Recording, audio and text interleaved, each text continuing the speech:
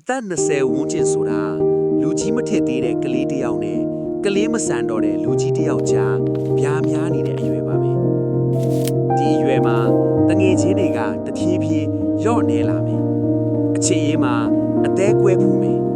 မိဘတွေအိုစားလာကိုမြင်ပြီးကြောက်စိတ်ဝင်လာမယ်ကိုယုံကြည်မှုရှိလိုက်ပြန်ပြီးတိတ်ငယ်လိုက်နဲ့စိတ်တရားတွေအများကြီးရမယ်အရွယ်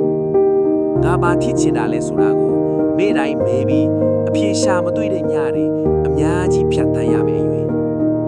ဒါပေမဲ့စိတ်မပူပါနဲ့ခမားတယောက်တည်းဖြစ်နေတာမဟုတ်ပါဘူးကျွန်တော်တို့အားလုံးဒီလိုပဲလမ်းပြောက်ဖူးကြတာပါပဲ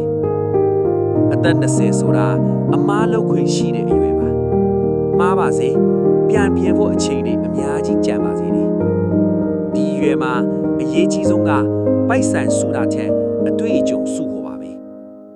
လဲကြမှာမကြောက်နဲ့အသက်30မတိုင်ခင်မှာခမားဖြစ်ချင်တဲ့အရာတွေအကုန်ရှောင်လုပ်ကြည့်လိုက်စိတ်မလျော့လိုက်ပါနဲ့ခမားလုပ်နိုင်ပါတယ်ဒီဗီဒီယိုလေးက